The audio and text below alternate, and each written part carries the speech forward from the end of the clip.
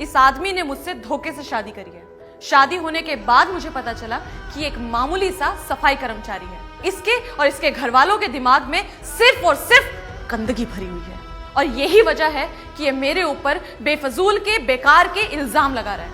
और जज साहब, मैंने फैसला कर लिया है कि अब इसके आगे मैं इस आदमी के साथ नहीं रहना चाहती हूँ। तुम्हें अपनी सफाई में कुछ कहना है? एक सफाई कर्मचारी जिसने समाज की गंदगी साफ करी, आज उससे कहा जा रहा है कि अपनी सफाई में कुछ कहना है। जैसा साहब, इन्होंने कहा कि हमने इनसे धोखे से शादी करी, इन्हें पता नहीं था कि हम सफाई कर्मी हैं। क्या ये बात इन्हें इतने बड़े पद में नौकरी लगने के बाद, हमसे 2 बच्चे होने के बाद पता लगी? इन्होंने हमें, हमारे माँ बाप को भला बुरा कहा, हम बर्दाश्त कर गए, पर आज ये हमें हमारे बच्चों से तक मिलने नहीं दे रही है।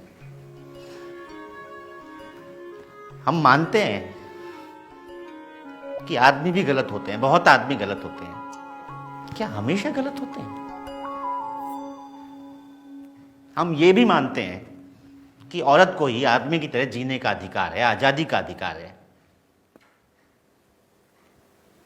पर शादी के इतने साल बाद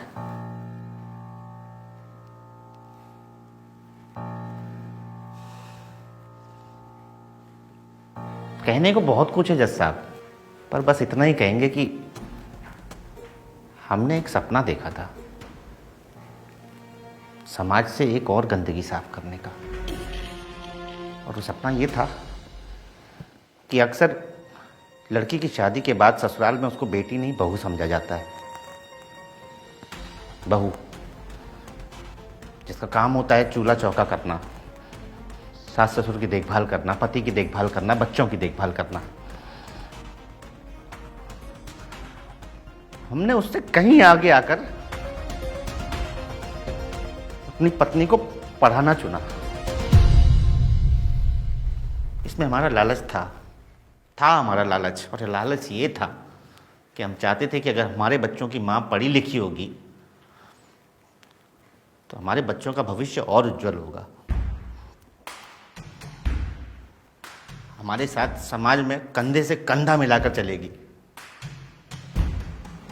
पर हम भूल गए साहब कि एक बड़ा अधिकारी सफाई कर्मी के साथ कंधे से कंधा मिलाकर नहीं चलता। जज साहब, हमारे साथ बुरा हो रहा है, अच्छा हो रहा है, ये हम नहीं जानते, लेकिन हम इतना जानते हैं कि हमारे देश में बहुत सारी पत्नियों के साथ बुरा होने वाला है। अगर आज इसमें कुछ सोचा नहीं गया ना, तो कल पति अपनी पत्नियों को आगे पढ़ाने के लिए सोचेंगे जज साहब।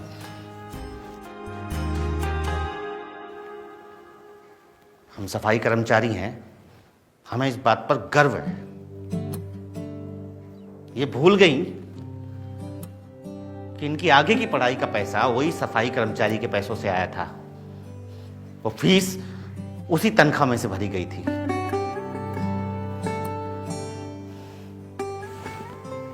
उस पैसे में गंदगी नहीं थी जज साहब, इनके दिल में मैल था। और हम पूरा शहर साफ करते रहे, मगर इनके दिल का मैल साफ नहीं कर पाए।